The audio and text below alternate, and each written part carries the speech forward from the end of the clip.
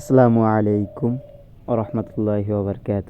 সুপ্রিয় দর্শক মণ্ডলী, আজকে আমি তাবলীগের কাজ কি সেই বইটা থেকে আমি কালেমার উদ্দেশ্য, কালেমার হাসিল এইটা নিয়ে আলোচনা করতে যাচ্ছি। চলুন শুরু করা যাক। হুজুর পাক সাল্লাল্লাহু আলাইহি ওয়াসাল্লাম ইরশাদ করেন, শ্রেষ্ঠ জিকির হলো লা ইলাহা ইল্লাল্লাহ মুহাম্মাদুর রাসূলুল্লাহ সাল্লাল্লাহু আলাইহি ওয়াসাল্লাম। হুজুর পাক সাল্লাল্লাহু আলাইহি ওয়াসাল্লাম ইরশাদ করেন, কোনো বান্দা লা ইলাহা ইল্লাল্লাহ পাঠ করে তখন আল্লাহ তার সমর্থনে বলেন, আমার বান্দা সত্য বলছে, আমি ছাড়া কোনো মাবুদ নাই। যদি কোনো ভাগ্যবান ব্যক্তি ইখলাসের সাথে এই কালেমা পাঠ করে তবে সে ব্যক্তি পাপী হওয়া সত্ত্বেও আল্লাহ পাক তাকে মাফ করে দিতে পারে, কারণ আল্লাহ পাকের অনুগ্রহের কোনো সীমা নেই।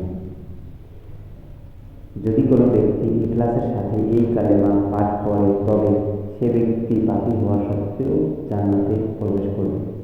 হুজুর পাক সাল্লাল্লাহু আলাইহি ওয়াসাল্লাম ইরশাদ করেন, সে পাক জাতের কসম যার হাতে আমার জীবন, যিনি সমগ্রে আসমান জমিন এক পাল্লায় রাখা হয়, আরেক পাল্লায় কালেমায়ে শাহাদাত অপর পাল্লায় রাখা হয়, তবে কালেমা পাল্লা ভারী হবে।